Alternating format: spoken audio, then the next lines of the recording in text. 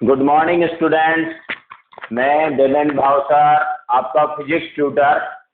हम class 12th में chapter first के न्यूमेरिकल जो कि बहुचयनात्मक प्रश्न थे उसके बारे में बात कर रहे थे। क्वेश्चन नंबर 5 के बाद से अपन को स्टार्ट करना है। क्वेश्चन नंबर 5 तक मैंने डिस्कस कर लिया था, ठीक है। 2-3 दिन का गैप लग गया, थोड़ा सा ज़्यादा गैप हो गया क्योंकि राखी का पर्व था। आप लोगों ने बहुत अच्छी से राखी मना ली होगी।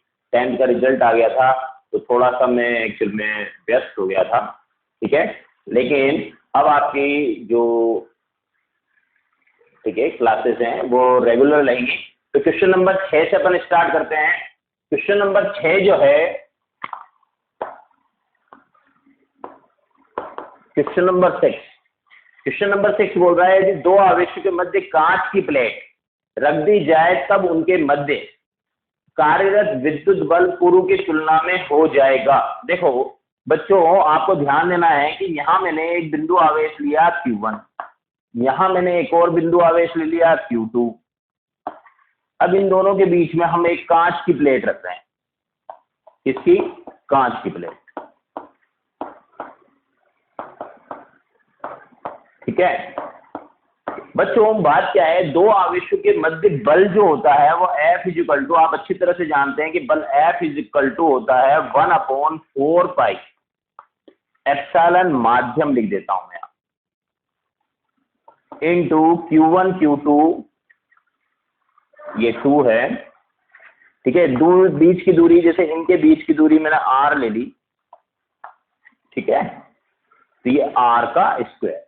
अब बच्चों यहां पर इन दोनों आवेशों के मध्य क्या माध्यम है, या ये दोनों आवेश किस माध्यम में है, इसके ऊपर दोनों आवेशों के मध्य का बल निर्भर करता है। अब यहां पर हम अच्छी तरह से जानते हैं कि आपेक्षिक वैद्युतशीलता एप्सिलॉन R बराबर होती है एप्सिलॉन माध्यम बटे एप्सिलॉन नोड। तो एप्सिलॉन माध्यम क्या हुआ बच्चों? एप्सिलॉन माध्यम बराबर हुआ epsilon R into epsilon node, ठीक है। अब बच्चों यहां पर ये जो आपेक्षिक वैद्युतशीलता है, जैसे हमने वीडियो में बताया था आपको कि पानी की आपेक्षिक वैद्युतशीलता 80 या कुछ बुक्स इसको 81 भी ले लेती हैं, ये होती है, ठीक है। तो इसका मतलब ये था, यहां पर ये म्यू नॉट एप्सिलॉन नोड क्या चीज है? निर्वात की वैद्युतशीलता। एप्सिलॉन R क्या चीज है? माध्यम की वैद्युतशीलता। अगर दोनों आवेशों के मध्य पानी होता तो पानी की वैद्युतशीलता कितनी थी? 80 या 81। यानी कहने का मतलब ये कि ये निर्वात की वैद्युतशीलता है, उससे गुणा कर देंगे हम 80 को, तो इसका मतलब हुआ कि पानी माध्यम जो होता है, पानी माध्यम की वैद्युतशीलता निर्वात की वैद्युतशीलता की 80 गुना होती है। कितनी गुना होती है बच्चों? 80 गुना। अब बच्चों बात क्या है, जब पानी माध्यम की वैद्युतशीलता 80 गुना होती है तो यहां पर ध्यान दो। अब आप यहां पर के सर यहां तो पानी नहीं है, कांच की प्लेट है, तो यहां पर जब मैं एप्सिलॉन माध्यम लिखूंगा और एप्सिलॉन माध्यम की जगह मैं epsilon R into epsilon note लिखूंगा, जहां पर कांच की आपेक्षिक वैद्युतशीलता जो है, ठीक है, वो ग्रेटर देन 1 होती है, यानी कि 1 से ज्यादा होती है। तो उस केस के अंदर आप यहां पर समझो, एक तो हम अगर निर्वात होता तो दोनों आवेशों के मध्य बल होता 1/4 pi epsilon note Q1 Q2 upon R square. लेकिन यहां पर क्या होगा? 1/4 पाई, अब मैं इसको यहीं लिख देता हूं, ये 4 pi epsilon R epsilon note. तो ये जो एप्सिलॉन R है, इस एप्सिलॉन R का मान ग्रेटर देन एप्सिलॉन R जो है वो ग्रेटर देन 1 होगा, ठीक है। क्या होगा? और ये नीचे है, मीन्स एक्चुअल में माध्यम में एक सूत्र हमने और बताया था, F माध्यम बराबर F निर्वात बटे एप्सिलॉन R, ठीक है। यानी कि एप्सिलॉन R का मान 1 से ज्यादा अगर हुआ तो माध्यम में वैद्युतशीलता क्या होगी? कम। आ रही बात में? तो आप इस सूत्र से बहुत अच्छी तरह से देख लो कि कांच एक ऐसा माध्यम होता है जिसकी आपेक्षिक वैद्युतशीलता जो है वो 1 से ज्यादा होगी। क्या होगी? 1 से ज्यादा। 1 से ज्यादा होने का मतलब हुआ कि दोनों आवेशों के मध्य जो बल है उसका मान घट जाएगा माध्यम में। किसमें घट जाएगा? माध्यम में, ठीक है। तो बच्चों आपका ये क्वेश्चन नंबर 6 में 4 ऑप्शन आपको दिए गए। कितने ऑप्शन दिए हैं? 4 ऑप्शन। पहला ऑप्शन है दोनों आवेशों के मध्य बल पूर्व की तुलना में हो जाएगा। पहला ऑप्शन है अधिक, दूसरा ऑप्शन है कम, तीसरा ऑप्शन है शून्य, चौथा ऑप्शन है अनंत। तो बच्चों कौन सा ऑप्शन आएगा? कम वाला, यानी कि ब ऑप्शन आएगा। ठीक है, अगर यहाँ पर दोनों आवेश, यहाँ पर एक बात बताना बहुत जरूरी है, वो ये है कि अगर दोनों आवेशों के मध्य धातु की प्लेट रख दी जाती, क्या रखी जाती? धातु की प्लेट रखी जाती, या एल्यूमिनियम की प्लेट होती, या एक्चुअल में लोहे की प्लेट होती, तो एप्सिलॉन धातु, एप्सिलॉन आर धातु के लिए, एप्सिलॉन आर धातु के लिए कितना होता है बच्चों? अनंत होता है। अनंत होता है तो इन दोनों आवेशों के मध्य, जैसे ये Q1 और ये Q2, अगर इन दोनों के मध्य हम धातु की प्लेट, यानी कि लोहे की प्लेट, एल्यूमिनियम की प्लेट, कोई भी धातु की प्लेट अगर हम रखते हैं, ठीक है, यहां पर ये बताना जरूरी है, धातु की प्लेट अगर हम रखते हैं तो उस स्थिति में दोनों आवेशों के मध्य बल F बराबर 1/4 पाई, ठीक है, माध्यम की बात करेंगे तो epsilon R epsilon nought into Q1 Q2 upon R square हो जाएगा। और यहाँ एप्सिलॉन आर का मान कितना होता है? अनंत। तो ये 1 अपॉन अनंत कितना हो जाएगा बच्चों? 0। या फिर आप इसको ऐसे देख लो, F माध्यम बराबर F निर्वात बटे एप्सिलॉन आर। एप्सिलॉन आर धातु के लिए कितना होता है? अनंत। तो यह आंसर कितना आ जाएगा बच्चों? 0। अगर दोनों आवेशों के मध्य वो धातु की प्लेट रखता तो दोनों आवेशों के मध्य बल का मान क्या हो जाता बच्चों? 0। क्लियर? अब हम आगे बात करते हैं, ठीक है, नेक्स्ट बात हम कर रहे हैं क्वेश्चन नंबर, ये 6 था, क्वेश्चन नंबर 7 के बारे में। क्वेश्चन नंबर 7 क्या है बच्चों? देखो, क्वेश्चन नंबर 7 है HCl अणु का द्विध्रुव आघूर्ण। क्वेश्चन नंबर 7 है HCl प्लस माइनस। ठीक है, ये जो HCl अणु है इसका द्विध्रुव आघूर्ण P बराबर दिया है 3.4 इंटू 10⁻³ 30 कूलम इंटू मीटर, ये दिया है द्विध्रुव आघूर्ण दिया। उसके आयनों के मध्य की दूरी होगी, ये जो प्लस आयन है और ये जो माइनस आयन है, इनके बीच की दूरी चाहिए। इनके बीच की दूरी अपन द्विध्रुव में कितनी लेते हैं? 2a। ठीक है, तो द्विध्रुव आघूर्ण P बराबर कितना होता है? Q into 2a। तो आपको ये जो दूरी है 2a, ये क्वेश्चन मार्क है, इसकी वैल्यू निकालनी। तो अपन क्या करेंगे? प्रकट करता है 2a, यानी दोनों आवेशों के मध्य की दूरी निकालनी है। तो हम क्या करेंगे? द्विध्रुव आघूर्ण P में Q का भाग दे देंगे। चूंकि ये प्लस आयन है, ये माइनस आयन है, तो यहाँ पर Q बराबर कितना हुआ? Plus E। तो 2a, P का मान उसने दे रखा है 3.4 into 10⁻³ upon plus E 1.6 10⁻⁻19 coulomb. ठीक है, तो जो अगर हम इसको सॉल्व करते हैं तो देखो 10⁻⁻19 को अगर अपन ऊपर लेके जाएंगे तो ये प्लस की हो जाएगी। यानी कहने का मतलब ये, इसको मैं सॉल्व करता हूं तो 10⁻⁻⁻ का फैसला अगर हम करते हैं तो ये 19 जो है प्लस की हो जाएगी, और प्लस की हो जाएगी तो ये 30 में से 19 चले जाएंगे तो बचेंगे 11।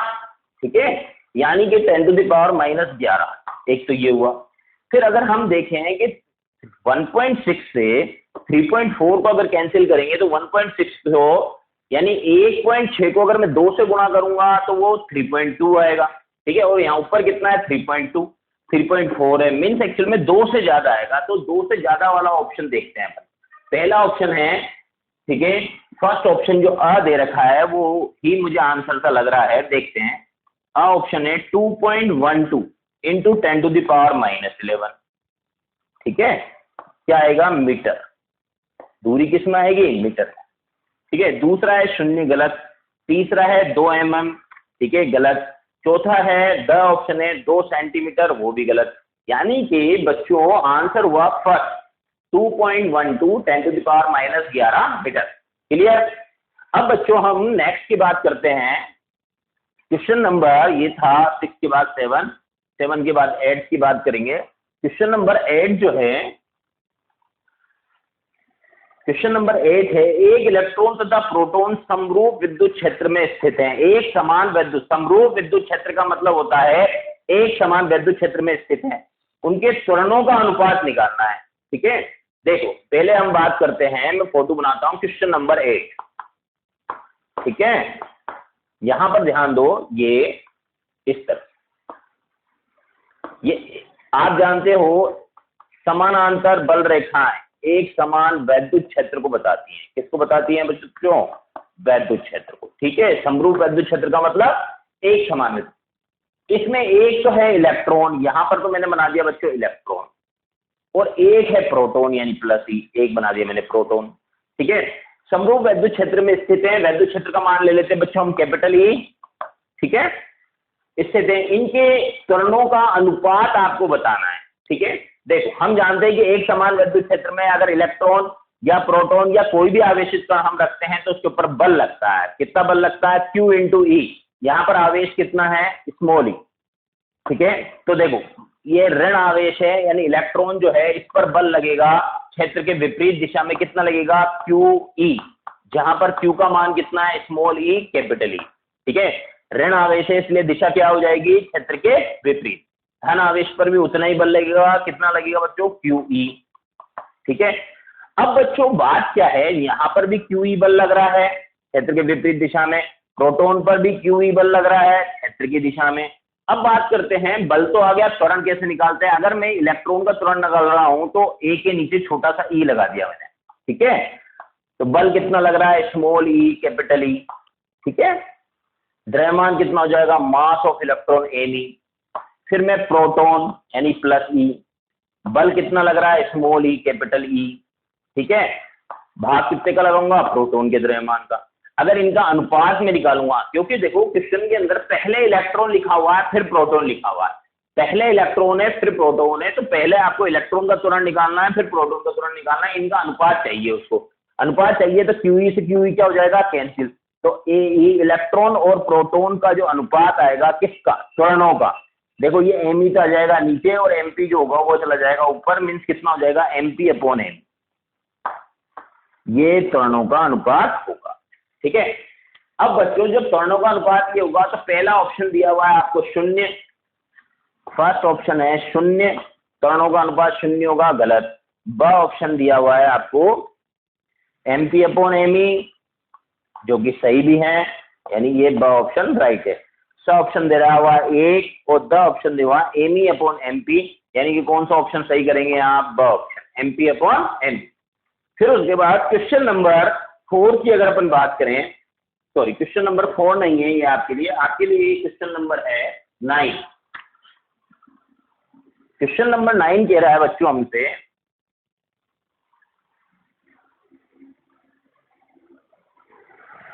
सब बच्चे ध्यान देंगे।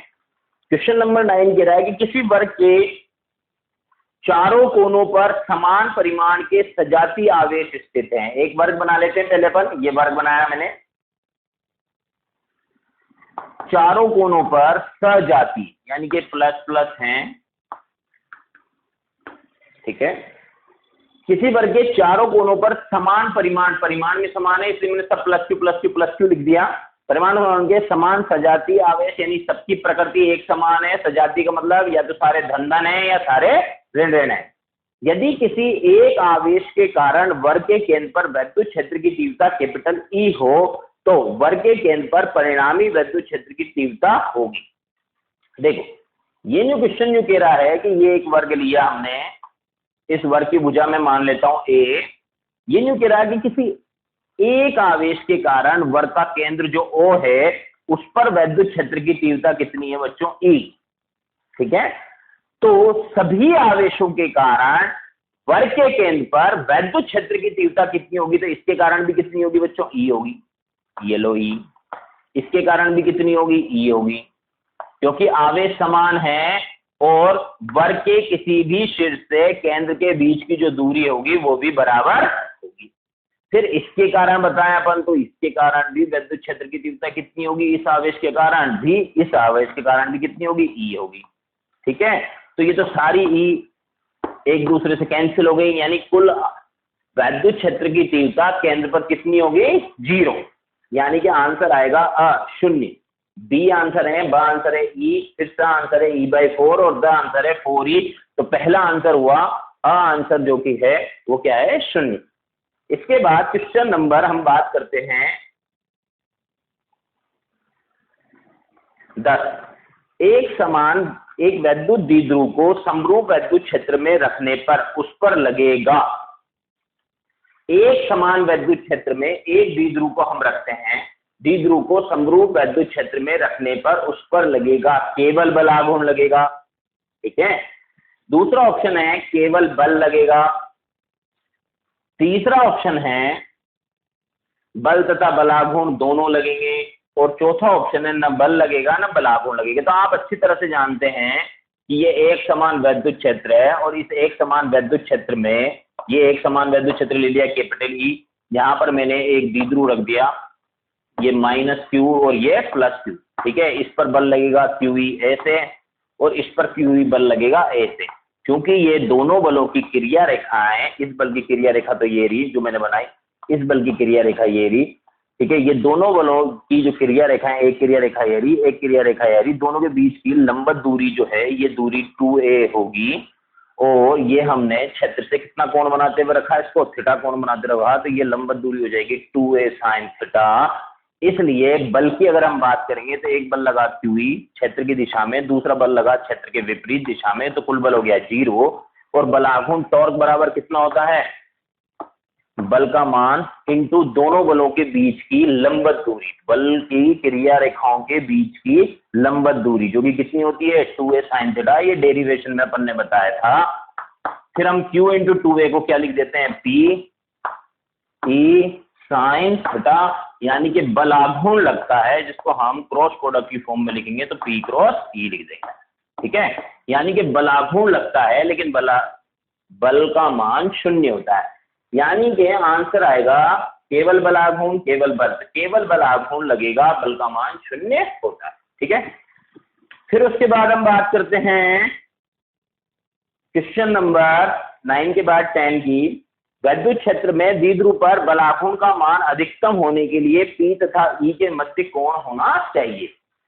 एक समान वैद्युत क्षेत्र के बारे में बात कर रहा है ये, P और E के बीच में, यानी कि बलाघूर्ण का मान अधिकतम होना चाहिए। तो बच्चों मैंने अभी आपको ये बताया कि एक समान वैद्युत क्षेत्र में जब हम द्विध्रुव को रखते हैं तो बलाघूर्ण यानी कि टॉर्क का मान होता है बच्चों PE sin थीटा, जहां थीटा क्या चीज होती है बच्चों, वैद्युत क्षेत्र जैसे ये मैंने बनाया, और द्विध्रुव ये -q और ये +q, द्विध्रुव आघूर्ण P और E के बीच का कोण, ये P और ये E के बीच का कोण होता है। ठीक है, ओके, ये थीटा। आगे बात सुने, तो यहां पर हम अच्छी तरह से जानते हैं PE sin थीटा है। तो बच्चों ये जो sin थीटा है, ठीक है, ये जो sin थीटा है, एक द्विध्रुव मैंने जैसे यही द्विध्रुव रखा, तो ये द्विध्रुव रखा, इस द्विध्रुव का मान P फिक्स है, एक समान वैद्युत क्षेत्र E का मान फिक्स है। अब बच्चों यहां पर sin थीटा जो है, अब हम sin थीटा के बारे में जानते हैं कि sin थीटा का मान तो 0 से लेके +1 तक होता है, और हम ये भी जानते हैं कि भाई एक्चुअल में साइन जो होता है, ये तो मैंने 0 to 90 के लिए बात करी। ठीक है, अगर हम ऐसे चले जाएं, जैसे 90 से आगे चले जाएं, तो साइन के मान नेगेटिव, ठीक है, सॉरी मैं आपको बताता हूं, जो साइन थीटा होता है इसमें साइन के मान जो हैं, ठीक है, वो 0 से देखो 180 तक, साइन 0 का मान 0, यहां पर 90 डिग्री लिख देते हैं अपन +1, फिर 180 पर वापस 0 हो जाता है, लेकिन 270 पर -1, ठीक है, और फिर 360 पर वापस से 0 हो जाता है। यानी साइन के मान, ये ग्राफ बताने का मतलब मेरा ये था कि साइन के मान जो होते हैं वो -1 से लेके +1 तक होते हैं। ठीक है, अब बच्चों -1 से लेके +1 तक अगर होते हैं, ठीक है, तो वो पूछ रहा है हमसे, क्या पूछ रहा है उसके बारे में बात करते हैं। क्वेश्चन पूछ रहा है विद्युत क्षेत्र में द्विध्रुव पर बलाघूर्ण का अधिकतम मान होने के लिए P व E के मध्य का कोण होना चाहिए। पी और ई के, अगर मैं यहाँ पर पहला ऑप्शन दिया हुआ है 0, अगर मैं थीटा का मान 0 लिख दूंगा तो साइन 0, ये टॉर्क का मान कितना हो जाएगा 0, पहले ऑप्शन से। ऑप्शन है थीटा इज इक्वल टू 0। फिर ब ऑप्शन के बारे में बात करते हैं, theta is equal to 180, sine 180 का मान भी कितना होता है 0, तो टॉर्क बराबर पीई साइन 180, साइन 180 भी 0, तो ये भी कितना हो गया 0। फिर स ऑप्शन है आपके पास 45 डिग्री, थीटा का मान क्या हो 45 डिग्री, तो इससे अगर हम देखें तो टॉर्क बराबर होगा पीई साइन 45, साइन 45 का मान कितना होता है 1/√2, तो ये पीई डिवाइड बाई √2, ये टॉर्क का मान हुआ सी का, सा का।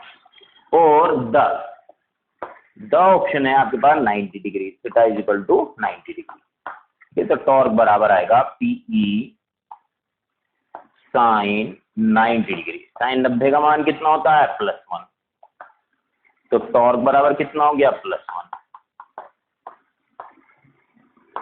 आई बात समझ में कि नहीं आई? ठीक है, तो इस तरह से, ठीक है, यहां पर P और E यानी कि द्विध्रुव का द्विध्रुव आघूर्ण और वैद्युत क्षेत्र की तीव्रता के बीच का कोण थीटा बराबर बल आघूर्ण को अधिकतम करने के लिए कितने डिग्री होना चाहिए 90 डिग्री होना चाहिए। ठीक है, इसके बाद क्वेश्चन नंबर 12 है, एक इलेक्ट्रॉन और प्रोटॉन 1 एंगस्ट्रॉम की दूरी पर स्थित है, निकाय का द्विध्रुव आघूर्ण है, द्विध्रुव आघूर्ण निकालना है। क्या निकालना है? द्विध्रुव आघूर्ण। द्विध्रुव आघूर्ण तो समझते हैं ना आप, द्विध्रुव आघूर्ण यानी कि P बराबर क्या होता है बच्चों Q इंटू 2a। ठीक है, एक तो ले लिया मैंने इलेक्ट्रॉन और एक ले लिया मैंने प्रोटॉन, ये 1 एंगस्ट्रॉम की दूरी पर है। 1 एंगस्ट्रॉम बराबर होता है 10⁻⁻10 मीटर। क्लियर? अब बच्चों ये नहीं कह रहा है हमसे कि दूरी पर स्थित है तो द्विध्रुव आघूर्ण निकालो, P बराबर Q इंटू 2a। जहां पर आपका 2a जो है वो कितना है, दोनों आवेशों के बीच की दूरी कितनी है 1 एंगस्ट्रॉम, तो P बराबर Q का मान यानी 1 इलेक्ट्रॉन, इलेक्ट्रॉन पर जो आवेश होता है या प्रोटॉन पर जो आवेश होता है, केवल उसका अमाउंट लेना है, चिन्ह नहीं लेना आपको।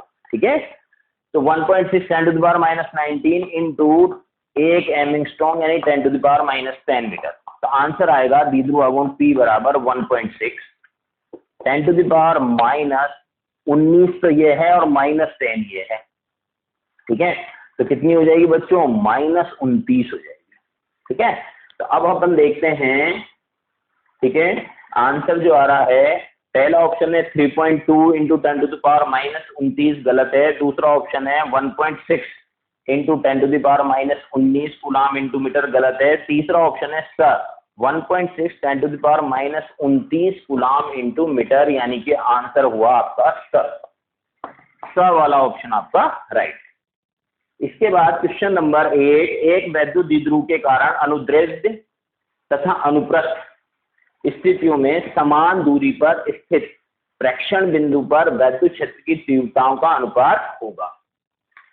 ठीक है, देखो हम जानते हैं अक्षीय और निरक्षीय स्थिति, ठीक है, जिसको ये अनुप्रस्थ और अनुदैर्ध्य बोल रहा है। ठीक है ना, सब बच्चे समझना आप, अनुप्रस्थ का मतलब होता है लंबवत, अनुदैर्ध्य का मतलब होता है, ठीक है, दिशा में। एक द्विध्रुव के कारण अनुदैर्ध्य, ये द्विध्रुव बना दूं पहले मैं, ये -Q और ये +Q। ठीक है, ये हमने ले लिया बिंदु P, ये द्विध्रुव के केंद्र से दूरी इसकी हो गई R। तो ये अक्षीय स्थिति पर वैद्युत क्षेत्र की तीव्रता जो होती है, ठीक है, अक्षीय पर होती है 2kP/R³ होती है। और निरक्षीय स्थिति यानी अनुप्रस्थ वाली जो स्थिति है उस पर वैद्युत क्षेत्र की तीव्रता होती है, थोड़ा नीचे लिखूं, हो सकता है आपको नहीं दिखे। ठीक है ना, तो यहां पर वैद्युत क्षेत्र की तीव्रता होती है निरक्षीय पर, इसने अक्षीय निरक्षीय में बोलकर अनुप्रस्थ और अनुदैर्ध्य बोला है kP/R³। ठीक है। अब इसने पहला वर्ड कौन सा यूज किया, अनुदैर्ध्य, और दूसरा वर्ड कौन सा यूज किया, अनुप्रस्थ। ठीक है, तो अनुदैर्ध्य का मतलब अक्षीय, तो ई अक्षीय बटे ई निरक्षीय का अनुपात निकालना है। तो ई अक्षीय हुआ 2kp/r³, ई निरक्षीय हुआ kp/r³। ठीक है, क्योंकि वो समान दूरी बोल रहा है, के से के, पी से पी, के से क्या आंसर आया, 2:1। क्लियर, ये है। तो इस तरह से पहला ऑप्शन दिया 1:2, दूसरा ऑप्शन दिया है 2:1, तीसरा ऑप्शन दिया 1:4 और चौथा ऑप्शन दिया 4:1, यानी कि दूसरा ऑप्शन ब राइट है 2:1। ठीक है, तो बच्चों आज के लिए इतना ही। कल हम बात करेंगे, टोटल आपके बहुचयनात्मक प्रश्न 15 हैं। ठीक है, कल से आपकी रेगुलर स्टडी स्टार्ट रहेगी। ठीक है, तो आपको टेंशन लेने की जरूरत नहीं है। ठीक है, तो आपको इसके बाद एक्चुअल में लघुरात्मक प्रश्न और उसके बाद फिर न्यूमेरिकल प्रश्न, यानी कि कल मैं थोड़ा लंबा वीडियो बनाऊंगा। ठीक है, अब थोड़ा सा रिदम में आ जाते हैं, और कल से जब लंबा वीडियो बनाऊंगा तो लगभग आप यूँ मानो कि पर न्यूमेरिकल पोर्शन पर पहुंच चुके होंगे। खींच के आप यूँ मानो कि 2 वीडियो और आपके चैप्टर फर्स्ट जो है इसके सारे न्यूमेरिकल प्रॉब्लम्स खत्म होने के बाद हम फिर न्यू चैप्टर नंबर 2 स्टार्ट करेंगे, गाउस के नियम एवं उनके अनुप्रयोग। ठीक है, चलो धन्यवाद।